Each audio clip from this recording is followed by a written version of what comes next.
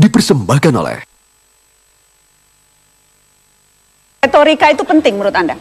Substansi retorikanya, bukan retorikanya. Kalau retorika Pak Jokowi bagus, disenangi oleh orang banyak. Tapi substansinya apa? Gitu. Karena yang sama bisa dilakukan untuk petani, untuk nelayan, untuk pendidikan, daripada untuk beriklan selama bertahun-tahun. Kita tidak bagi-bagi kelas, tapi bagi-bagi tugas. Indonesia ini besar, Indonesia ini luas. Tidak bisa hanya diurus oleh satu partai. Teman-teman aja di media aja sudah ngomong kok berapa menteri itu kan udah jelas. Oh tidak, kalau misalnya Gerindra bisa berkuasa, Pak Prabowo Hatta dipilih, kita akan bagi peran. Apa prestasi dia yang bisa kita banggakan sebagai pemimpin publik? Ini Indonesia, bukan batalion. Beda dia pimpin pasukan dan beda dia pimpin rakyat sipil. Selamat malam, selamat datang di Mata Najwa. Saya Najwa Shihab, tuan rumah Mata Najwa. Indonesia akan segera memutuskan siapa yang akan duduk di tampuk kekuasaan. Kandidat hanya ada dua dan keduanya tak mungkin sempurna. Maka membedah kandidat jadi hal mutlak agar kekurangan dan kesalahan bisa dielak. Siapa yang ingin memimpin bangsa harus mau ditelaah dan diperiksa. Antara dua yang kini memberi janji, manakah yang lebih layak memimpin negeri? Inilah Mata Najwa. Jokowi atau Prabowo?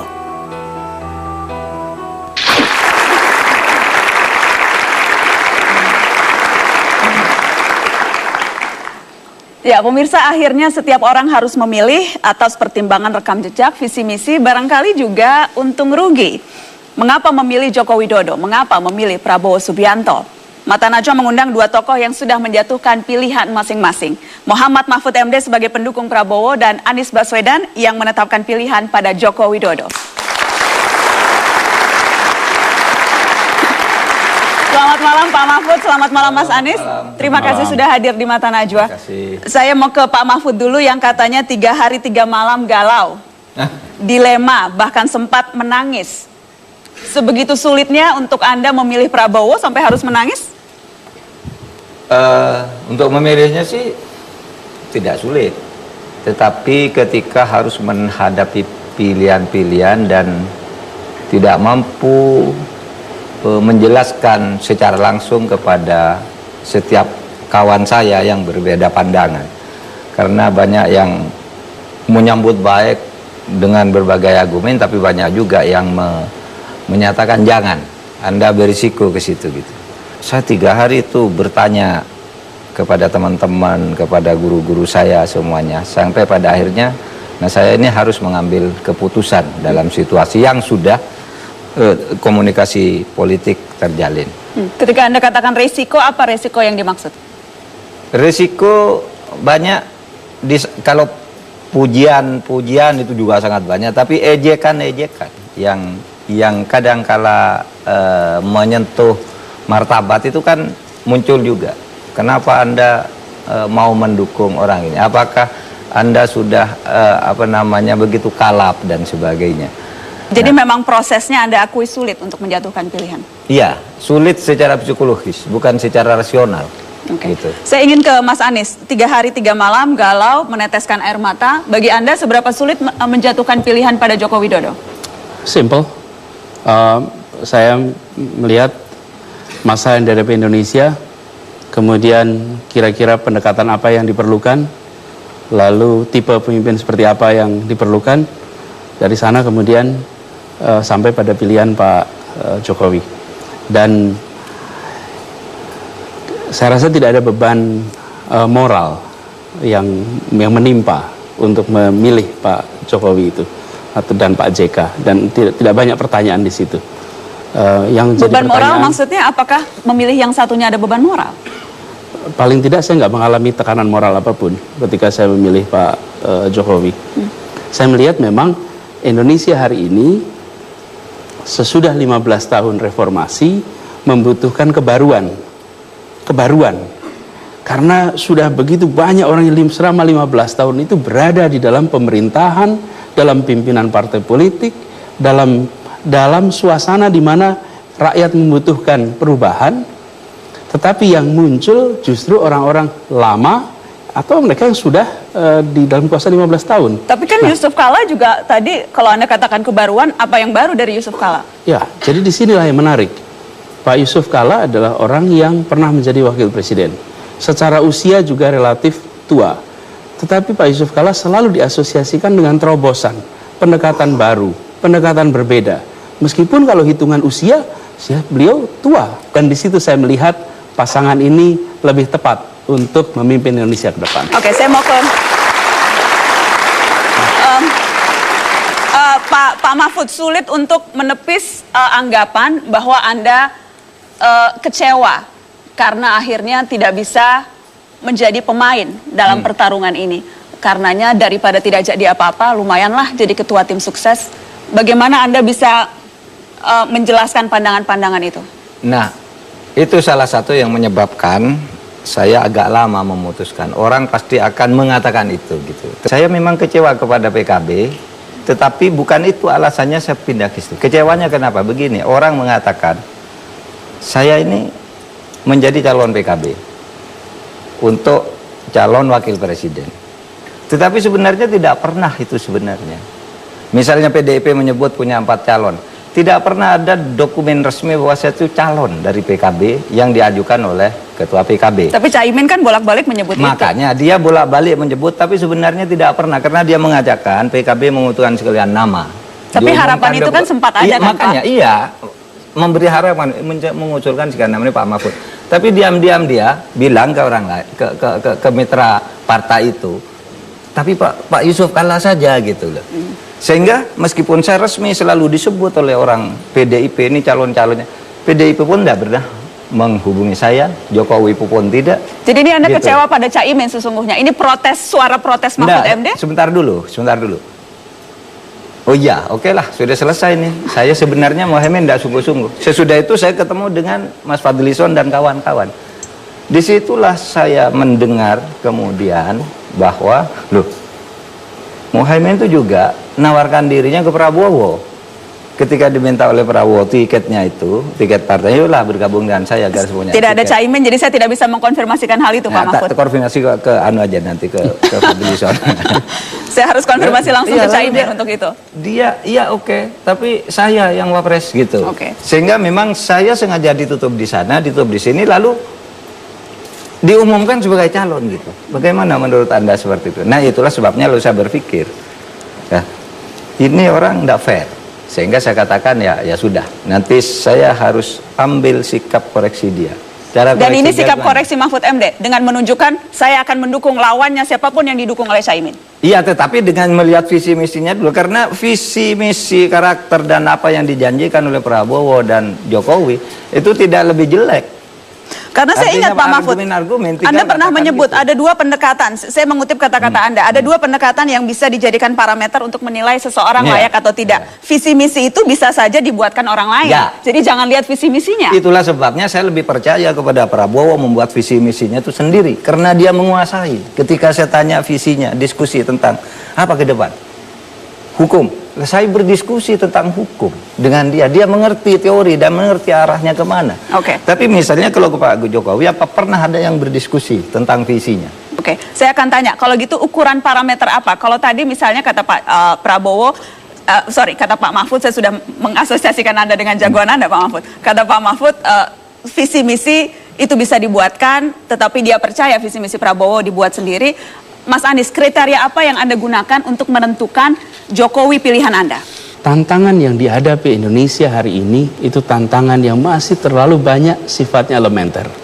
Partai apapun, pemimpin apapun yang dia harus selesaikan, pangan, kesehatan, pendidikan, infrastruktur, partai apapun. Jadi di sini agak berbeda dengan misalnya sebuah negara yang basicnya sudah beres. Lalu kemudian ada ekspresi ideologis itu di dalam visi, di dalam misi. Jadi tentu itu menjadi faktor yang perlu diperhatikan. Tapi saya melihat tidak semata-mata visi misi, tetapi saya melihat justru dengan tantangan yang ada sekarang, apakah kita mau menggunakan pendekatan yang itu terus? Menurut saya di situ faktor yang saya lihat penting. Tapi bagaimana Anda bisa yakin bahwa Jokowi juga tidak akan menggunakan pendekatan yang itu juga? Apa yang Anda telisik sehingga Anda percaya? Lihat dari apa yang dikerjakan selama ini, cara mengerjakannya selama ini. Dan kalau kita lihat Pak Prabowo dengan Pak Hatta misalnya, Kalau bicara teksnya saya rasa cukup bagus itu.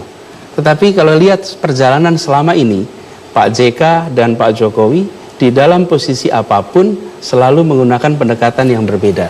Orang mungkin ada yang mengkritik pendekatan-pendekatannya, tapi faktanya tidak berubah bahwa itu pendekatan yang berbeda. Nah, saya melihat itu justru penting.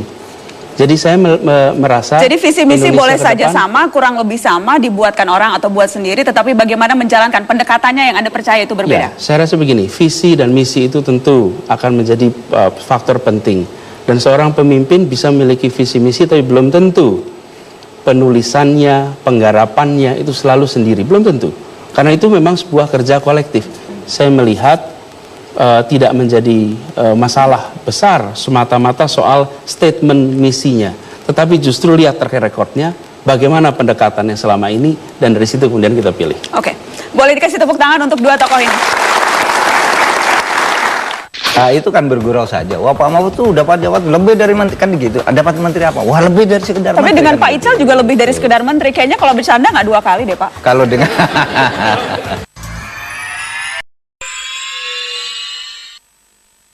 dipersembahkan oleh, didukung oleh, karena masing-masing sesungguhnya dari dua orang yang berdiri di depan kita ini, adik-adik, bapak-bapak, ibu-ibu, adalah orang yang dulu sempat menyatakan siap menjadi calon presiden dan sekarang mendukung orang-orang yang telah resmi mendaftar sebagai calon presiden. Saya ingin tanya, seberapa Anda, Pak Mahfud, merasa bahwa Prabowo akan lebih siap mengukur dari persiapan yang Anda lakukan sendiri? Seberapa Prabowo akan bisa lebih siap menjadi presiden dibandingkan Jokowi? Dan nanti pertanyaan yang sama kepada Mas Anies. saya kira kalau dari sudut implementasi kebijakan dan mengontrol perjalanan bangsa ini secara terencana, saya kira Pak Jokowi lebih siap, Prabowo lebih siap. Karena begini, kita lihat di setiap pidatonya itu berisi visi kenegaraan. Tapi kalau Anda dengar pidatonya Pak Jokowi, di mana dia pernah bicara Indonesia ke depan itu apa? Dia saja hanya mengatakan, saya mau kerja. Udahlah, itu nanti itu kan sudah ada yang ngurus. Saya akan kerja. Jadi Anda Cuma mengukur gitu. dari cara menyampaikan pandangan? Oh iya dong, penting. Retorika itu penting menurut Anda? Substansi retorikanya, bukan retorikanya. Kalau retorika Pak Jokowi bagus, disenangi oleh orang banyak. Tapi substansinya apa? Gitu. Mas Anies, seberapa Anda yakin Jokowi bisa lebih siap menjadi presiden dibandingkan dengan Prabowo?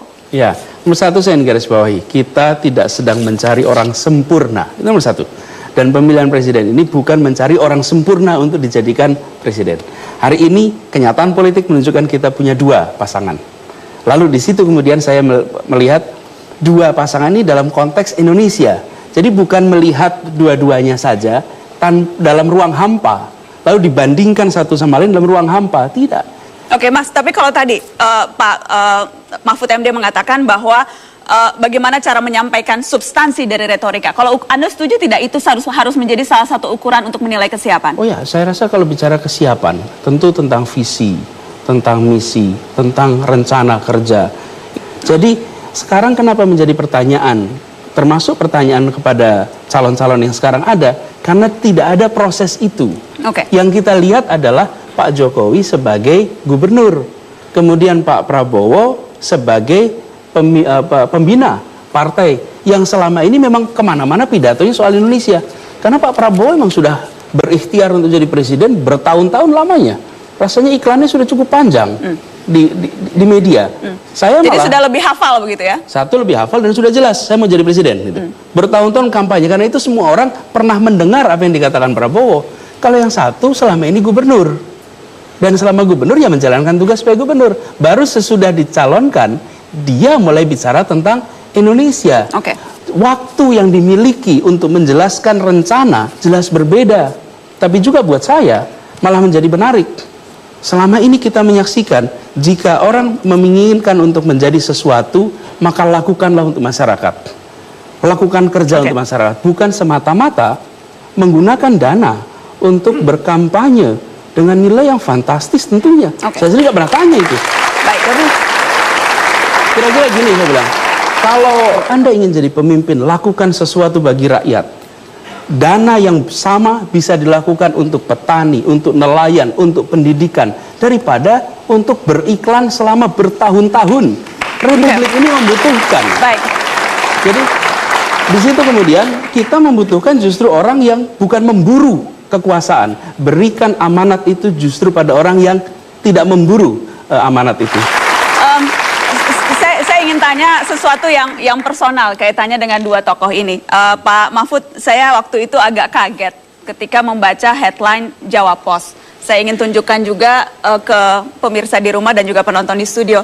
Dijanjikan jabatan lebih dari menteri.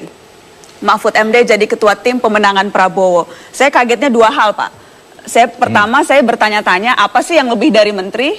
Terus yang kemudian kedua, kesannya ini seolah-olah memang akhirnya transaksional. Belum lagi yang ditawarkan jadi lebih dari menteri bukan hanya Pak Mahfud loh. Pak Ical juga katanya ditawarkan lebih dari menteri. Nggak ada jabatan lebih dari menteri itu. Yang mengatakan Anda loh Pak, ini kutipan kutipan Anda ada di halaman sebelumnya ada. Anda baca enggak itu? Enggak, bukan saya yang mengatakan, itu Mas Duki Baidawi mengatasnamakan saya. Di kutipan Jawa Pos disebutkan dia pokoknya jabatannya lebih dari menteri. Iya, makanya lebih dari menteri itu tidak ada jabatan lebih dari menteri. Jadi apa yang ditawarkan ke Anda? Oleh sebab itu tidak mungkin, karena jabatan menteri, karena di atas menteri itu tidak mungkin saya peroleh. Di atasnya itu kan wakil presiden dan presiden gitu. Maksud saya apa? Ada kesamaan visi. Jadi yang salah menawarkan itu siapa? Ada salah persepsi dari tim Anda untuk memahami apa Pak Prabowo yang salah menawarkan? Nah, itu kan bergurau saja. Wah, Pak Mahfud tuh dapat jabatan lebih dari menteri, kan gitu. Dapat menteri apa? Wah, lebih dari sekedar menteri. Tapi dengan kan Pak Ical juga lebih dari sekedar menteri. Kayaknya kalau bercanda nggak dua kali deh, Pak. Kalau dengan Nggak, begini, saya katakan kalau soal jabatan menteri yang terpokok hanya beginilah. Saya ini mewakili warga NU. Saya bilang, ada kekhawatiran sekarang di kalangan warga NU. Itu koalisinya Pak Prabowo itu nggak ada NU-nya. Gitu. Padahal NU itu punya kebanggaan selama ini terhadap Departemen Agama. Saya cuma bilang ada orang P3, masa P3 tidak NU? Iya, ya belum campuran. Dimarahin Pak Ahmad Yani nanti, Pak. Antara NU Parmusi. Dan mungkin P3 pun tidak akan nyalonkan orang NU juga. Sehingga saya katakan kalau nanti menang, Pak, saya ngusulkan calon Menteri Agamanya bersama Pak Akil Sirot. Iya, katanya. Yang lain-lain jabatan, itu bicarakan sudah menang. Ini kan belum menang. Kalau sudah menang baru nanti. Saya tawarkan visi penegakan hukum. Lalu saya diskusi tentang hukum. Ternyata dia ngerti juga teori-teori hukum. Jadi Anda menitipkan pesan, bukan menitipkan orang? Bukan menitipkan orang. Bahwa itu nanti akan dengan sendirinya seperti tadi. Oh ya, berarti menitipkan orang juga Agama itu, Pak. Dan sebagainya. Iya. Dan itu... Dan jabatan ketua tim sukses itu kan bukan jabatan yang main-main, Pak Mahfud. Itu juga bagian dari pembicaraan mau mendukung asal dapat jabatan ketua tim sukses tidak? Mau mendukung asal jabatan ketua. Enggak, ketika ditemui justru pertama kali saya diminta jadi tim sukses itu. Langsung menjadi ketua? Iya, ini ada Pak Fadlizon.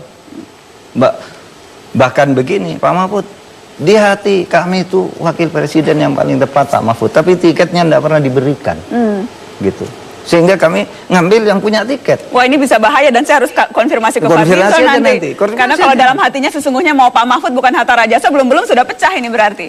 Ya enggak tahu, terserah, tanyakan nanti. Tolong ingatkan saya untuk menanyakan itu ke Pak Fadlizon. Tolong ingatkan saya untuk menanyakan itu. Tanyakan saja nanti, apa benar atau tidak.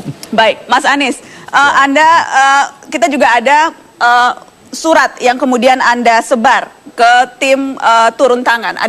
Ada mengapa memilih, judulnya kurang lebih seperti itu. Pilpres, boleh disinilah saya merasa pasangan lebih sesuai, mereka berdua tidak sepenuhnya kombinasi kebaruan dan sebagainya. Tetapi yang menarik, Mas Anies, ketika kemudian Anda katakan, Anda sebutkan membantu orang baik. Ya. Apakah itu artinya kandidat lain tidak baik? Ya. Saya rasa dua-duanya sama-sama mencintai Indonesia.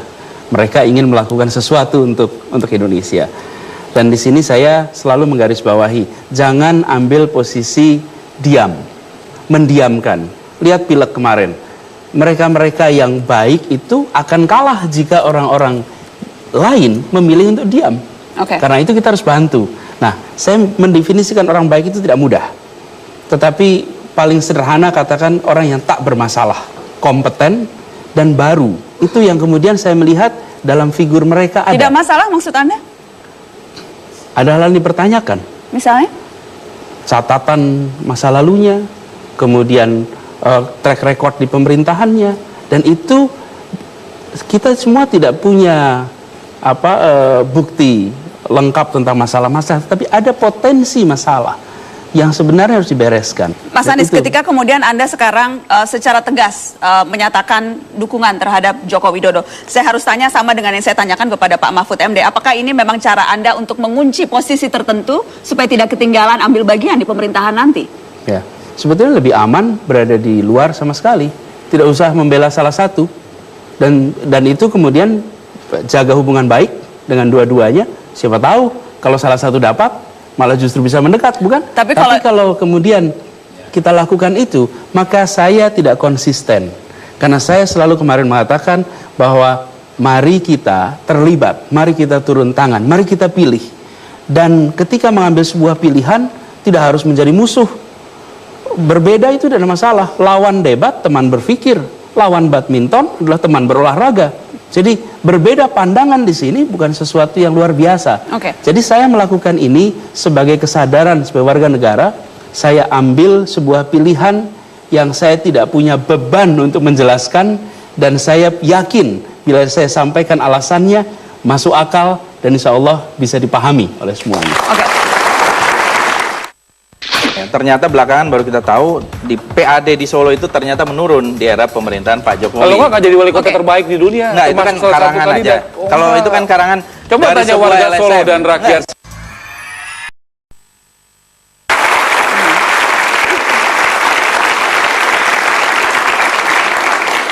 Jokowi atau Prabowo, itulah tema kita malam ini. Jadi mengapa harus memilih Jokowi? Mengapa pula ada yang mantap memilih Prabowo? Saya undang Ketua DPP PDI Perjuangan Marwarar Sirait dan Wakil Ketua Umum Partai Gerindra Fadly Zon untuk berorasi. Kita beri tepuk tangan Bang Ara. Silakan Bang Ara yang memulai.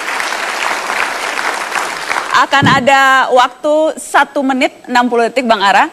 Tolong yakinkan kenapa orang harus memilih jagoan Anda Jokowi. Nanti Bang Fadly Zon juga akan diberikan waktu yang sama untuk meyakinkan mengapa harus memilih Prabowo. Bang Ara silakan menghadap ke penonton.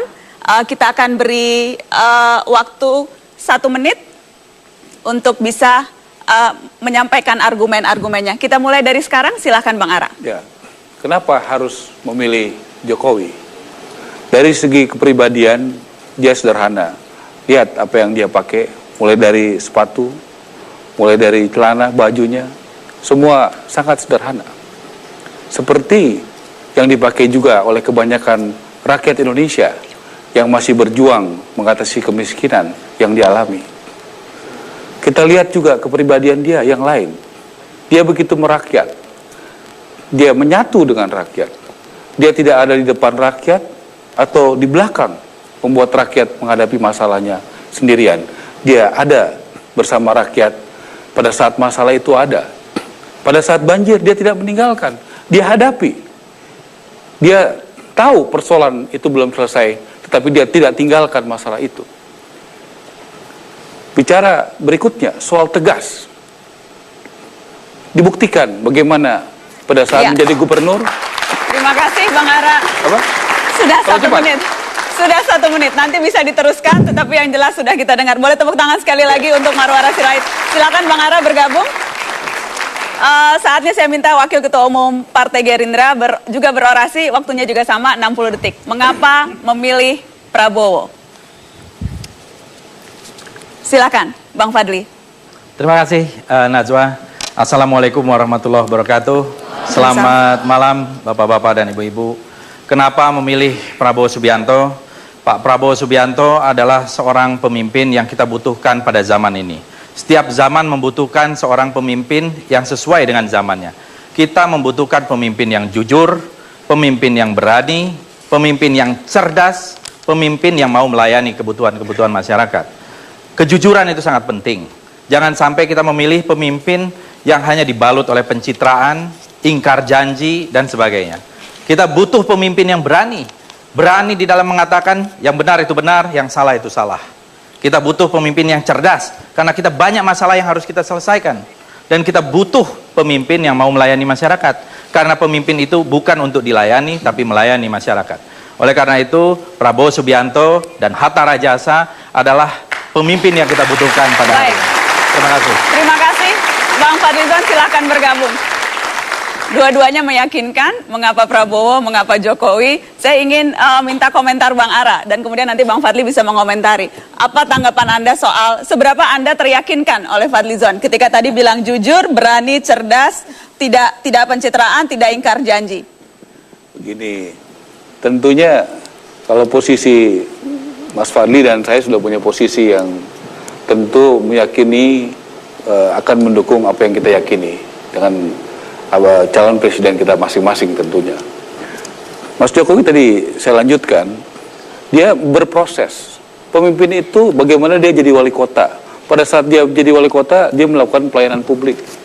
Ya, bagaimana pelayanan publik, pendidikan, kesehatan, bagaimana orang membuat KTP dengan lebih cepat, bagaimana Solo ya bukan diakui saja oleh warga Solo tetapi oleh Indonesia dan juga internasional begitu banyak, bahkan dia menjadi wali kota termasuk yang terbaik di dunia. Pada saat dia menjadi gubernur 2 tahun ini begitu banyak perubahan.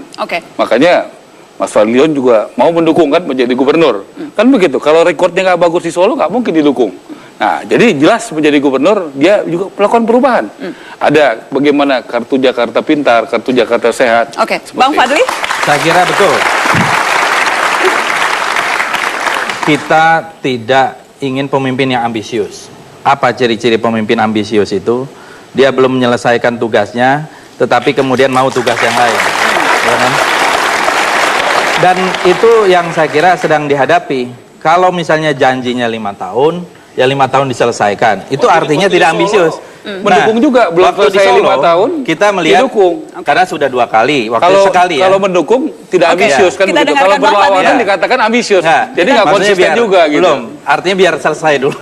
Silakan Bang Fadli. Nah, kalau kita lihat, ya kami mendukung. Dengan waktu itu komitmen akan 5 tahun. Kan? 5 tahun. Di Solo belum selesai. 5 tahun. Di Solo tapi kan sudah pernah sekali. Terus kita menghadapi Jakarta. Jadi pada saat tertentu bisa dimaklumi, saat yang lain tidak? Masalahnya begini. Udahlah, ada satu masalah. Ya. Masalahnya adalah kita membutuhkan ketika itu di Jakarta. Dan kita belum tahu banyak ya. Ternyata belakangan baru kita tahu di PAD di Solo itu ternyata menurun di era pemerintahan Pak Jokowi. Kalau nggak jadi wali kota terbaik di dunia. Nggak, itu kan karangan aja. Kalau itu kan karangan. Coba tanya warga Solo dan rakyat. Silakan. Oh, jelas itu. Tapi kalau kita lihat dalam hadiah mayor itu kan itu bukan satu institusi yang ini ya. Semua orang bisa. Saudara Ara ini bisa jadi anggota parlemen terhebat di Indonesia, bisa. Nah, ada institusinya. Rakyat yang menilai.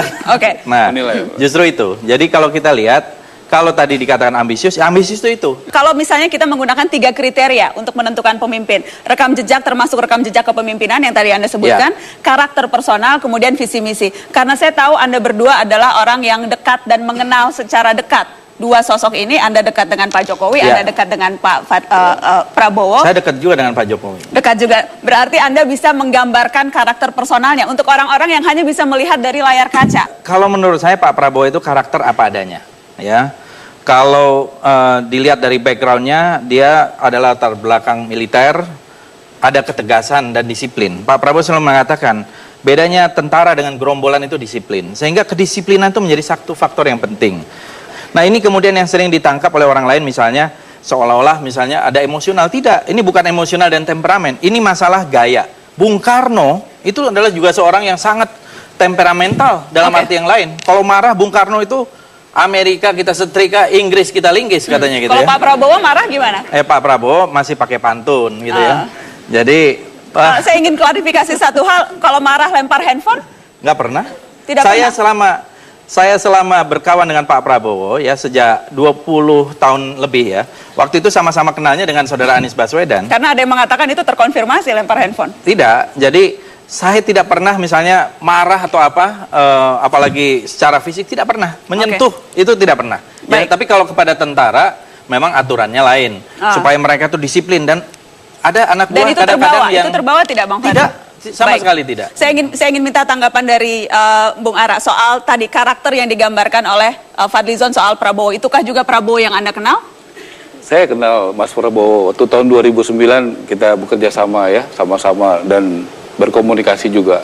Rakyat saya rasa dengan bantuan media sosial, media dan sebagainya, ini sudah begitu banyak terbuka dan tahu bagaimana kepribadian antara Mas Prabowo dan Mas Jokowi. Ada salah satu yang kemudian sempat disebut masuk dalam persepsi orang terhadap sosok Prabowo dan juga Jokowi. Saya akan sebutkan yang Prabowo dan nanti yang Jokowi. Disebutkan temperamental dan terkadang melakukan kekerasan. Anda sependapat dengan persepsi itu?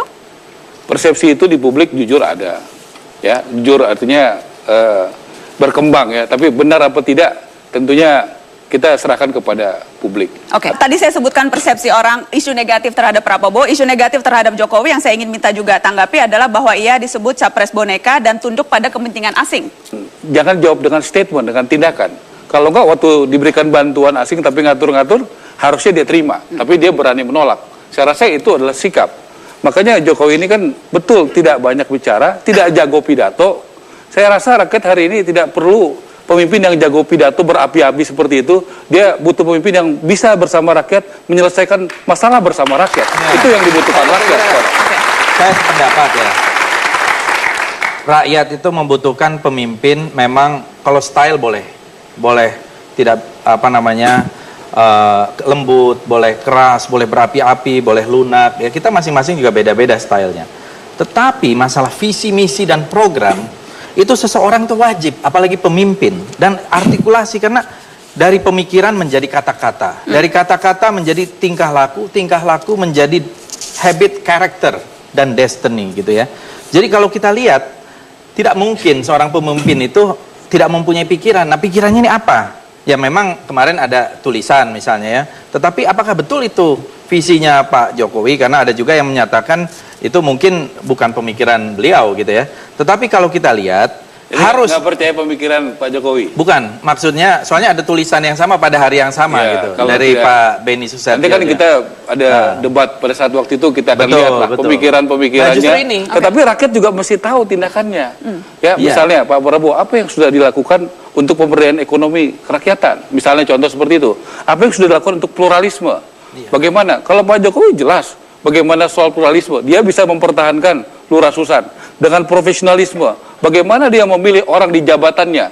Bukan karena Lurah Susan, bukan karena agamanya apa, bukan karena sukunya apa, tetapi karena kinerjanya dan prestasinya. Itu pemimpin yang dibutuhkan Indonesia ke depan. Itu tegas. Bukan belum menjadi pejabat negara sejak beliau pensiun. Makanya nggak ada record gitu. Kalau bicara proses, Jokowi wali kota, gubernur. Mengembangkan civil society. Civil society itu di sektor pertanian, kita melakukan advokasi, kemudian sebagai ketua asosiasi pedagang pasar melakukan Indonesia juga sekarang menjadi pasar. Ya, kemudian juga menjadi ketua umum IPSI. Ya, dari buah, sayur semuanya import. Ya betul. Jadi apa yang dibuat itu yang melakukan adalah pemerintah, bukan siapa-siapa. Gitu. Jadi pemerintah yang melakukan import karena produksi kita kurang. Bagi-bagi kursi, bagi-bagi tidak ada. Ya, kita berbicara dengan P3, dengan PKS, sampai dengan Golkar. Percaya nggak bagi-bagi? Silakan tanya Pak Ahmad Yani. Tidak ada. Udah. Bahkan P3 mengatakan tanpa syarat. Jangan tanya ini dong Pak Yani. Kalau misalnya kita membandingkan rekam jejak kepemimpinan, yang satu wali kota, kemudian wali kota 2 kali, kemudian gubernur, kalau yang satu di militer, jabatan terakhir Panglima Kostrat sebelumnya. Dan Sesko Abri sempat juga menjadi Danjen Kopassus. Apakah ini apple to apple, dan kalau memang tidak apple to apple, bagaimana meyakinkan bahwa pengalaman yang di militer akan jauh lebih berguna ketika menjadi presiden dibandingkan dengan pengalaman mengelola birokrasi dan sipil? Jokowi menjadi wali kota, dia bekerja sama dengan Kodim, yang teman-teman dari TNI, Kapolres yang kepolisian, Kajari yang kejaksaan, pengadilan negeri, itulah namanya musbidah.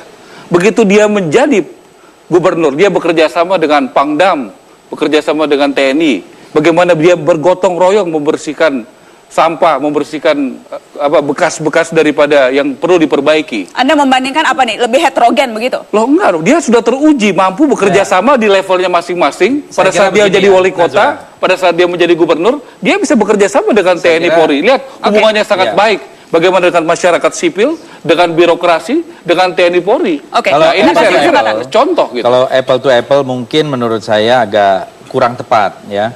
Tetapi masing-masing pasti punya perjalanan sendiri-sendiri. Karena untuk menjadi seorang pemimpin bisa dari berbagai macam jalan. Nah mengenai Pak Prabowo sendiri, waktu di militer, concernnya terhadap misalnya pertanian sudah ada. Pernah waktu itu Kostrad diperintahkan untuk menanam jagung, apalagi di masa krisis ya. Jadi karena diperintahkan bukan karena kesadaran? Karena kesadaran, inisiatif waktu itu. Baik, Bang Ara, ada tanggapan khusus?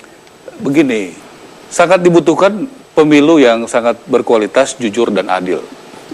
Ya, jujur dan adil. Dalam berbagai survei terakhir saja SMRC itu masih di atas Jokowi 12% sampai 15% di atas Mas Prabowo. Bulan lalu itu. Ya, dan saya yakin bulan depan akan tambah besar lagi gitu.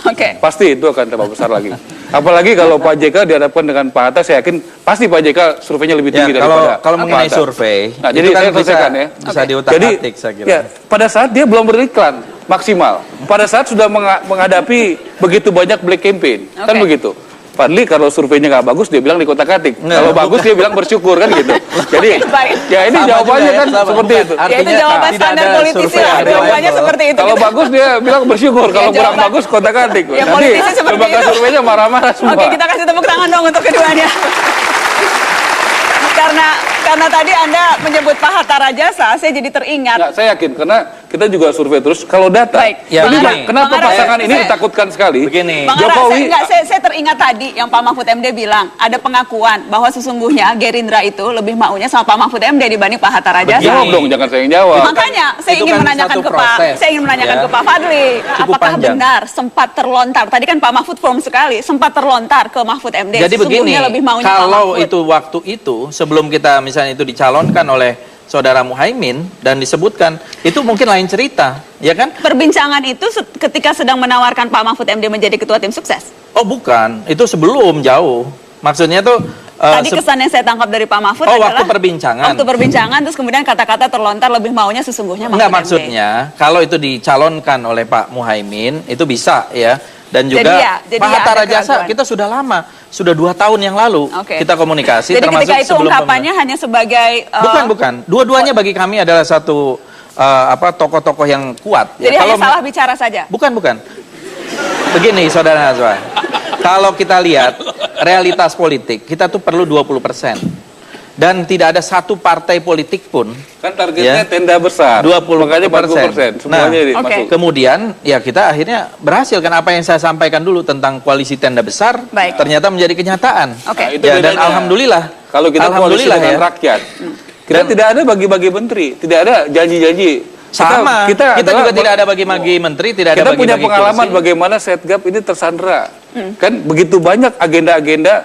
Kita tahu begitu banyak. 6 partai ada di DPR, ada di Setgap itu.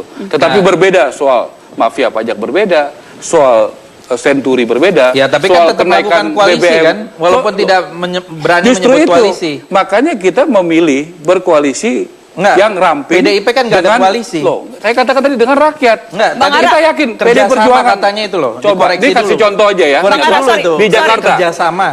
Di Jakarta, contoh Jokowi dan Ahok, ya itu cuma 17% PD Perjuangan dan Gerindra. Bisa APBD jalan, kebijakan jalan karena juga sempat terlunta-lunta. Misalnya kita yakin kalau benar transparan rakyat pasti di belakang sama Jokowi. Nggak peduli jumlahnya berapa. Misalnya itu ada itu ada penundaan terhadap APBD. Partai politik memang mencari kekuasaan. Apa yang salah kalau sebuah partai politik menjanjikan bagi-bagi kekuasaan? Caranya dong. Kalau kita sudah bagaimana dengan berbagai macam partai. Caranya komunikasi politik wajar dong, saling nempel, saling menawarkan itu sangat wajar. Mau seperti yang terjadi sekarang ini di parlemen tidak efektif. Coba lihat teman-teman sekarang. Bagaimana juga sekarang sangat berhati-hati ya. Demokrat dalam posisi netral melihat posisi seperti sekarang. Saya pikir ini suatu hal yang realitas kita belajar dari pengalaman ini. Saya pikir semua calon presiden akan belajar dari pengalaman ini. Kalau koalisi itu berdasarkan bagi-bagi kekuasaan, ya akhirnya terjadi itu yang Anda lihat terjadi pada Prabowo dan Gerindra? Kita tidak bagi-bagi kekuasaan, tapi bagi-bagi tugas. Indonesia ini besar, Indonesia ini luas. Tidak bisa hanya diurus oleh satu partai. Teman-teman aja di media aja sudah ngomong kok berapa menteri itu kan jelas. Oh tidak, kalau misalnya Gerindra bisa berkuasa, Pak Prabowo Hatta dipilih, kita akan bagi peran, kita bagi kekuatan, kita bagi. Jadi bukan bagi-bagi kursi. Tadi dipertanyakan adalah bagaimana bisa meyakinkan bahwa tidak terjadi transaksi koalisi. Ketika yang tampak adalah Golkar 11 menteri, sekarang ini yang Perdana Menteri, dijanjikan lebih dari menteri, itu yang tampak di permukaan. Bagaimana meyakinkan tidak dagang sapi? Tidak pernah secara resmi atau mengatakan bagi-bagi kursi, bagi-bagi, tidak ada. Ya. Kita berbicara dengan P3, dengan PKS, sampai dengan Golkar. Percaya nggak bagi-bagi? Silakan tanya Pak Ahmad Yani. Tidak ada. Udah. Bahkan P3 mengatakan tanpa syarat. Jangan tanya ini dong. Sekarang saya tanya, percaya nggak bahwa di PDI tidak ada bagi-bagi kursi? Wah, PDI pasti enggak. Gitu. Kalau PDI Perjuangan bagi-bagi kursi, pasti banyak partai yang ikut dengan PDI Perjuangan. Itu pasti. Saya kira bukan itu. Percaya atau tidak? Percaya atau tidak? Kalau kita memilih bagi-bagi kursi, pasti banyak yang ikut PDI Perjuangan. Percaya atau tidak? Nanti Jokowi Pilpres surveinya paling tinggi, JK paling tinggi, digabung. Waduh, bagi-bagi lagi. Tapi kita tidak melakukan itu. Nah, itulah rakyat yang menilai. Rakyat yang menilai pada 9 Juli nanti. Pada 9 Juli. Pada 9 Juli rakyat yang menilai. Tepuk tangan. Bagaimana menghidupkan lahan-lahan tidur kita yang tidak bermanfaat itu pada waktu dia mungkin dia bangkitkan itu menjadi Pada lahan akhirnya produktif. dia berhenti dipecat. Ingat, Jokowi belum pernah dipecat.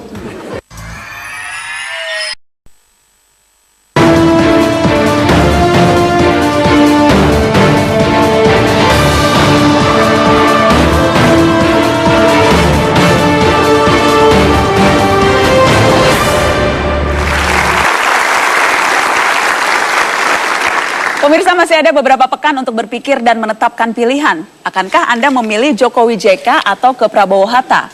Sebagai salah satu referensi, saya beri kesempatan 2 orang untuk berorasi. Giliran politikus dari P3, Ahmad Yani, yang akan berorasi. Kita berikan sambutan. Majelis Pakar DPP P3. Bang Ahmad Yani, Anda punya waktu seperti yang tadi sebelumnya, 60 detik. Silakan, Bang Ahmad Yani. Bismillahirrahmanirrahim. Assalamualaikum warahmatullahi wabarakatuh. Salam. Saudara-saudara sebangsa dan setanah air, ada beberapa hal yang ingin kita kemukakan pada kali ini. Sebagaimana tadi telah dikemukakan oleh panelis yang pertama, baik itu Pak Mahfud maupun Mas Anies Baswedan, ada persoalan-persoalan besar yang dihadapi bangsa Indonesia hari ini dan ke depan. Dan oleh karenanya, kita membutuhkan figur pemimpin yang punya gagasan, ide-ide besar. Kita butuh pemimpin yang punya ambisi, bukan ambisius. Yang kita butuhkan adalah pemimpin yang tegas, pemimpin yang jujur, pemimpin yang apa adanya, bukan pemimpin yang tidak genuine, pemimpin yang dipoles, pemimpin yang dibuat sedemikian rupa dengan pencitraan-pencitraan yang tidak sesuai dengan yang sesungguhnya. Oleh karena itu, Indonesia ke depan adalah membutuhkan pemimpin yang berani menegakkan. Baik. Terima kasih Bang Ahmad Yani. Silahkan duduk di samping sini sambil saya memberikan kesempatan kepada Adian Napitupulu, caleg terpilih dari PDI Perjuangan Dapil Jawa Barat 5. Silahkan Bung Adian Napitupulu, politikus PDI Perjuangan. Waktu Anda juga 60 detik, 1 menit. Mengapa memilih Jokowi? Ya, silahkan Bang. Ya, Jokowi itu jawaban dari harapan-harapan kita yang sudah capek dan kekerasan, capek dengan penculikan, intimidasi, ancaman dan sebagainya. Jokowi adalah jawaban dari penantian kita sekian lama selama 16 tahun yang sudah letih menanti tentang lahirnya seorang pemimpin baru yang memang akan mampu membuat Indonesia menjadi baru. Bukan Indonesia baru dan pemimpin yang lama tentunya. Jokowi adalah jawaban dari semua persoalan. Dia berbicara tentang nasionalisme, dia menghargai perbedaan, dia melihat perbedaan tidak sebagai lawan, tapi sebagai kekayaan bagi bangsa ini. Satu hal yang saya pelajari dari Jokowi adalah dia ingin membangun Indonesia seperti taman bunga. Ada warna merah, ada warna kuning, ada warna putih, dan semua hidup berdampingan tanpa menggunakan kekerasan satu dan yang lain. Jokowi adalah jawaban dari semua mimpi-mimpi kita. Jokowi adalah karunia yang harus kita perjuangkan, dan yang pasti kalau Jokowi presiden. Oke. Sudah selesai Bang Adian. Terima kasih. Kita bisa lanjutkan perbincangannya di meja. Apakah Anda ada tanggapan khusus ketika tadi disebutkan bahwa rekam jejak masa lalu itu yang mungkin akan bisa mempengaruhi persepsi orang terhadap Prabowo? Saya kira tidak ada menjadi beban persoalan masa lalu Pak Prabowo atau Mas Prabowo sudah clear dan sudah selesai, ya kan? Kan ini kan selalu dikaitkan menjadi isu 5 tahunan sekali. Pada waktu berpasangan Ibu Megawati dengan Pak Prabowo kan isu tentang pelanggaran HAM kan tidak terungkit, tidak terangkat. Kok sekarang mulai diangkat persoalan seperti itu? Pak Prabowo sudah menjalani proses yang ada, ya kan? Kalau diangkat isu tentang peristiwa Mei, peristiwa penculikan, sudah melalui tahapan-tahapan proses, ya kan? Sudah diadili melalui Dewan Kehormatan Majelis Tinggi Militer, Sudah prosesnya sudah ada, yang sudah penculikan sudah dilakukan, sudah proses hukum yang sudah clear seperti itu. Nah, kenapa proses Pak Prabowo itu clear? Itulah menyebabkan menurut pandangan saya Ibu Megawati mengambil Pak Prabowo menjadi pasangannya pada periode yang sebelumnya. Mengapa itu harus terus menjadi persoalan ketika sebelumnya toh PDI Perjuangan juga sudah mengambil Prabowo sebagai wakil? Yang menjadikan itu persoalan kan sebenarnya bukan partai, tapi negara. Negara menyampaikan bahwa Prabowo terindikasi dalam beberapa peristiwa pelanggaran HAM. Negara yang saya maksudkan adalah Komnas HAM. Itu bukan pernyataan partai politik, bukan pernyataan NGO, itu pernyataan Komnas HAM. Komnas HAM itu lembaga negara yang dibiayai oleh negara. Jadi kalau misalnya kemudian sampai hari ini misalnya Komnas HAM menyampaikan pernyataan bahwa Prabowo itu musuh bagi umat manusia, itu bukan pernyataan adian. Itu bukan pernyataan PDI Perjuangan. Sekali lagi, itu pernyataan salah satu lembaga negara yang dibiayai dari pajak rakyat. Ada hal yang berbeda antara berpikir besar, bertindak besar, dan bicara besar. Menurut saya, Jokowi berpikir besar dan dia bertindak besar. Yang lain bicaranya saja yang besar, tindakannya kita belum tahu. Joko Widodo dan Prabowo Subianto merupakan dua orang capres yang akan melaju di Pilpres 9 Juli mendatang dan resmi sudah mendaftar di KPU. Rekam jejak dan juga sepak terjang mereka sudah banyak diberitakan di media-media. Namun seperti apakah penilaian dari kalangan masyarakat sendiri terhadap kedua nama ini? Tentunya akan beraneka ragam.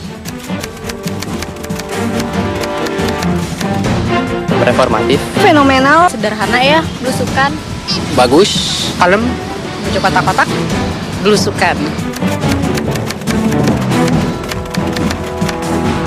tegas, Berani, kontroversial gitu, tegas.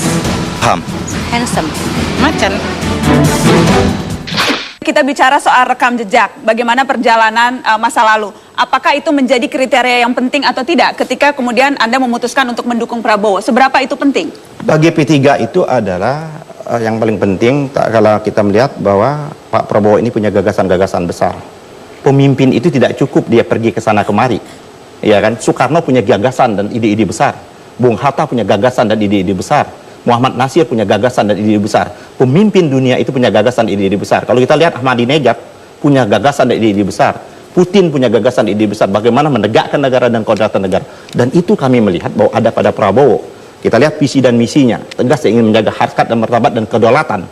Baik kedaulatan pangan, kedaulatan energi, ya kan, kedaulatan lain nih. Jadi itu menjadi jauh lebih penting dibandingkan pertanyaan dan keraguan orang terhadap rekam jejak perjalanan HAM dan sebagainya. Itu jauh lebih penting. Menurut Anda, gagasan-gagasan tadi dimiliki juga tidak oleh Jokowi? Semua penting. Tindakan adalah manifestasi dari pikiran. Ada hal yang berbeda antara berpikir besar, bertindak besar, dan bicara besar. Menurut saya, Jokowi berpikir besar dan dia bertindak besar. Yang lain bicaranya saja yang besar, tindakannya kita belum tahu. Nah, kenapa? Contohnya misalnya begini. Di Solo, Jokowi pemilihan pertama. Pemilihan kedua dia di Solo, dia dipilih 90% rakyat Solo. 90% lebih rakyat Solo. Artinya rakyat melihat hasil karyanya. Nah, Prabowo apa karyanya? Yang saya tahu misalnya, ya nanti saya bilang karya-karya yang kembali lagi pada pelanggaran-pelanggaran, ada yang marah. Kan seperti itu. Tapi karya dia membangun satu kota. Apa? Karya Jokowi sudah teruji, dia bangun Solo. Dia pindah ke Jakarta, terpilih. Dia melakukan beberapa kerja besar. Contohnya misalnya, kemarin ketika Jokowi belum menjadi gubernur, Jakarta sangat macet. Saat sekarang masih macet, Bang Adian. Tingkat kemacetan sudah berubah dari 12 km per jam jadi 19 km per jam. Artinya ada perubahan. Maksud saya kita bicara berdasarkan data. Jangan berdasarkan emosi. Memang ciri-ciri orang mau kalah emosi, tidak apa-apa. Baik. Saya akan potong di situ karena saya ingin lempar ke Bang Ahmad Yani. Kalau tadi dikatakan Jokowi sudah membuktikan karena membangun kota. Apa pembuktian dari Prabowo? Saya kira jelas trik record Pak Prabowo dan dia memang belum pernah memegang jabatan yang bersifat sipil seperti itu. Dalam kemiliteran jelas bagaimana membangun sebuah institusi militer dan gagasan-gagasan dia pada waktu dia masih di dinas kemiliteran. Nah, tapi saya Adakah ingin yang bisa spesifik disebut apa yang tadi dibangun? sudah disebutkan pada waktu dia bagaimana menghidupkan lahan-lahan tidur kita yang tidak bermanfaat itu pada waktu dia mungkin dia bangkitkan itu menjadi Pada lahan akhirnya produktif. dia berhenti dipecat. Ingat, Jokowi belum pernah dipecat. Prabowo sudah. Nah itu kan jadi alat ukur kita. Bagaimana? Ya, Pak Ahmad Yani? saya kira itu proses mekanisme yang ada. Proses mekanisme ada. Kita mau tanya seperti ini. Tak kala terjadi penembakan, ya kan kemarin di Gerobokan kemarin itu yang dilakukan oleh oknum-oknum Kopassus, apakah diminta pertanggungjawaban kepada Densus seperti itu? Dia sudah melakukan, itulah jiwa besarnya Pak Prabowo. Dia mengambil tanggung jawab itu dalam konteks dia sebagai komandan. Tapi kan dia belum Jadi ada itu fakta menjadi- hukum.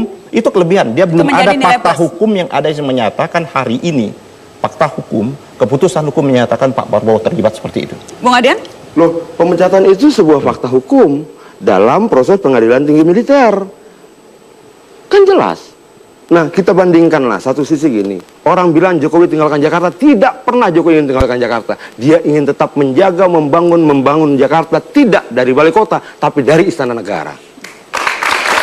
Nah, artinya bahwa prestasi-prestasi itu tidak bisa dipungkiri. Kalau dikatakan Sulu pembangunan, kita nggak melihat juga bahwa Bukan, Sulu. bukan begitu. Tadi kan saya ingin menyatakan, kata-kata ada prestasi. Saya tidak melihat bahwa pembangunan Sulu itu betul-betul mercusuar. Tingkat dari PAD, tingkat APBD semakin menurun kalau kita mau lacak data-data statistik. Kalau kita mau lihat Jakarta, apa yang dilakukan? Janji-janji apa yang sudah ditepati hari ini? Ya kan? Banjir masih terjadi di mana? Kemacetan semakin macet hari ini. Ya kan? Kalau dulu kemacetan itu menurut saya semakin macet. Orang yang tidak Tadi punya datanya 19 km. Orang yang tidak Bedanya, punya akal sehat saja yang Pak Ahmad Yani menyatakan pakai Jakarta tidak perasaan, macet seperti saya ini. pakai data. Jadi orang yang tidak berakal sehat saja Ya, yang Anda- menyatakan Jakarta tidak macet pada hari ini. Anda pakai perasaan, saya pakai data. Loh, Itu saya bedanya pakai kita. data juga. Mana datanya? Angka-angkanya mana? Bukan gini loh. Jangan Anda mengkritik tanpa data. Yang akan jadi persoalan bagi saya begini. Ketika Prabowo menang nanti, dia menjadi panglima tertinggi angkatan bersenjata darat, laut dan udara. Lalu dia akan melantik sekian banyak jenderal. Repotnya yang jenderal-jenderal dilantik itu dilantik oleh tentara yang pernah dipecat. Nah ini akan jadi persoalan berikutnya. Dan itu harus dijawab oleh Anda. Bagaimana? Saya kira kita bicara masa lalu, ya kan? Betul. Tapi bahwa itu, kalau tadi analoginya itu, melantik, orang yang melantik itu problem tidak? Tidak problem. Tidak Ya, problem. Kenapa ada tidak problem? Tidak problem. Itu ada proses yang lalu yang sudah dia lalui. Adalah proses yang sekarang. Sekarang ini bagaimana yang kita butuhkan itu pemimpin punya gagasan besar, pemimpin punya ide-ide besar, dia mampu. Tapi bukan pemimpin hanya cukup dengan pencitraan. Lo orang ketemu rakyat kok pencitraan. Pencitraan itu naik kuda. Itu pencitraan. Ketemu rakyat naik helikopter, itu pencitraan. Lo kalau dia pakai kemeja apa adanya, sepatu apa adanya, itu keberpihakan, bukan pencitraan. Keberpihakan pada rakyat yang dia tahu sebagian besar masih hidup dalam kemiskinan. Terus Prabowo apa prestasinya? Apa prestasi dia yang bisa kita banggakan sebagai pemimpin publik? Ini Indonesia, bukan batalion. Beda dia pimpin pasukan dan beda dia pimpin rakyat sipil. Oke, mungkin beberapa karya dia di pemerintahan bagus, walaupun berakhir buruk dalam pemecatan. Nah, lalu karya dia bagi rakyat sipil apa? Memangnya sama memberikan perintah dan instruksi pada prajurit dan memberikan perintah dan instruksi pada rakyat sipil? Beda. Nah, dia belum pernah memimpin institusi sipil seperti yang pernah dilakukan oleh Jokowi. Lalu apa harapan kita? Oleh karena itu, beri kesempatan dia untuk memimpin kali ini. Ya kan? Dengan gagasan-gagasannya. Maksudnya buat uji coba. Bukan gagasan, bukan dia memberikan gagasan, ya kan? Dia bagaimana ingin membangun yang namanya kedaulatan di bidang pangan. Bagaimana? Dia mau bangun dengan kedaulatan energi, itu ide dan gagasannya Prabowo, tidak ide yang berdasarkan masukan di berbagai macam. Dia diskusikan bagaimana proses penegakan hukum, itu genuine ide. Loh, bagaimana pemimpin bicara besar itu dengan ide dan gagasan besar. Saya pikir dia memberikan harapan pada banyak kaum perempuan ya. Karena dia butuh ibu negara tentunya. Bagaimana kemudian visi misi dan juga agenda kerja khusus untuk pemberantasan korupsi? Kita akan lihat sama-sama sekilas visi misinya dan kita akan bahas khusus itu, pemberantasan korupsi. Komitmennya sama-sama punya komitmen akan memprioritaskan pemberantasan korupsi, konsisten, terpercaya. Kalau agenda kerja Pak Prabowo Anda bisa baca mencegah pemberantasan korupsi, kolusi dan nepotisme. Spesifik tentang KPK, KPK harus dijaga sebagai lembaga independen yang bebas dari pengaruh kekuatan politik. Itu kata Jokowi JK. Kata Prabowo Hatta memperkuat peranan KPK dengan menambah tenaga penyidik dan fasilitas penyelidikan. Di atas kertas, komitmen terhadap pemberantasan korupsi maupun komitmen terhadap penguatan institusi KPK itu sama. Apa bedanya? Nih, yang di poin ini jelas. Kami akan mencegah dan memberantas korupsi, kolusi, nepotisme. Inilah kenapa gerakan 98 adalah ingin betul memberantas yang namanya kolusi dan nepotisme. Ya kan, ini satu rangkaian. Boleh kasih tepuk tangan Pak Ahmad Yani. Bung Adian, Anda melihat ada pembeda atau hanya gramatikal atau memang tidak ada kolusi, karena tidak ada kolusi dan nepotisme maka itu bukan hal yang penting untuk Jokowi JK? Sebenarnya semuanya penting, tapi yang terpenting bukan apa yang tertulis, tapi bagaimana tindakannya. Misalnya begini, tanggal 16 Mei kemarin habis-habisan lah Prabowo memuji Surya Dharma Ali. Kemarin ditangkap Surya Dharma Alinya. Nah, dia bilang harus dicontoh bagaimana Surya Dharma Ali mengelola mekanisme haji kita. Kemarin malam jadi tersangka. Nah, maksudnya artinya bahwa inilah kelebihan Jokowi. Dia tambahkan konsisten dan terpercaya. Itu yang tidak ada di sebelah. Artinya bahwa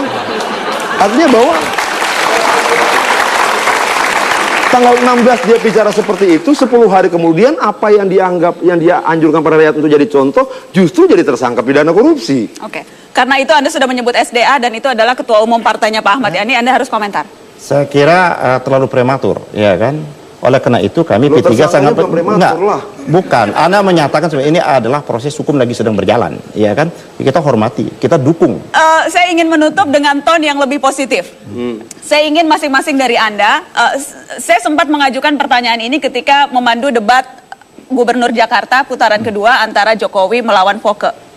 Pertanyaannya sederhana, apa hal yang positif dari lawan Anda? Jadi saya minta menutup dengan ton yang positif. Apa yang positif dari Pak Prabowo menurut Adian? Apa yang positif dari Jokowi menurut Ahmad Yani? Yang positif bahwa PDIP, ya kan, telah mencalonkan Pak Jokowi sebagai capres. Tentunya dengan pertimbangan-pertimbangan tertentu, ya seperti itu. Ya nanti biarkan rakyatlah memberikan penilaian akhir. Ya, kita memberikan apresiasi, ya kan. Kita mengalami kesulitan juga kalau tidak ada Pak Jokowi, ya kan. Nggak mungkin Pak Prabowo bertanding sendiri. Ya, kan, jadi yang positif dari Jokowi apa? Ya, saya kira PDIP telah menetapkan itu dan kan PDIP-nya dari Jokowinya? Ya itu saya mau kemukakan tadi. Ya. Tidak ada yang positif dari Jokowi? Ada pasti. Manusia itu pasti ada plus minus. Ya itu apa? Saya kemukakan ya Pak Jokowi kan hobinya belusukan, ya kan. Cuman saya bayangkan kalau dia jadi presiden Indonesia, apakah selesai 5 tahun dia belusukan ke seluruh Indonesia? Ini diminta positif malah ngeritik juga. Baik. Positif itu kan. Itu positif ya. Tepuk tangan dong untuk positif versi Ahmad Yani. Dari Adian, apa yang positif dari capresnya Pak Ahmad Yani? Apa yang positif dari Prabowo? Ya dia pengurus kuda yang baik. Dan saya pikir apa yang lebih dari itu? Tadi dikatakan hobi belusukan. Ada dong yang bagus. Selain pengurus kuda yang baik? Hal yang lain ya, saya pikir dia memberikan harapan pada banyak kaum perempuan ya. Karena dia butuh ibu negara tentunya. Oke, baik. Terima kasih sudah hadir di Mata Najwa malam hari ini. Terima kasih kepada semua sudah hadir. Selamat malam Bung Adian. Terima kasih. Terima kasih.